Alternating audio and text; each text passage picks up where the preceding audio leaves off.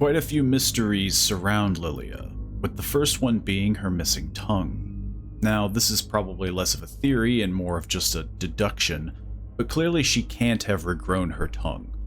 So how could this story be true that George shares within her comic? First, let's assume the story is true, and her tongue was in fact cut off.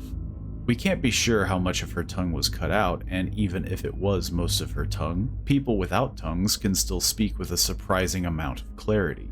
We could most likely write off anything to do with surgery, unless it was highly experimental, which Nazi scientists were known for unethical experimentation, but this theory has no real grounds as the officer in question that captures her seemed more of a military officer than a science officer. If only a fraction of her tongue was cut out, it could cause the story to feel true.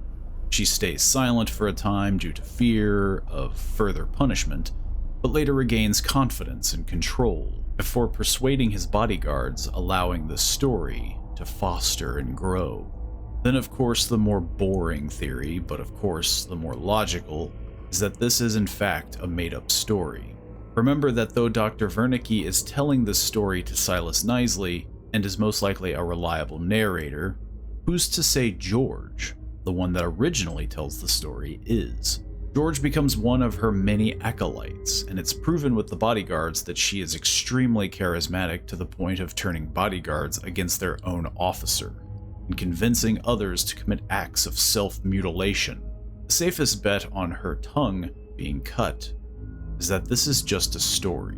Her tongue, her voice, and her charisma being attested to as a gift from God, something that Dr. Easterman himself has spoken on before under the document Charismatic Authority.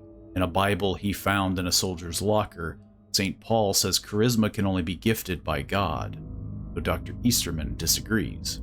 Liliya goes against everything Dr. Easterman stands for, as with her deep connection with God, or what she believes to be God, it would further deepen the theory that charisma is in fact a connection from God.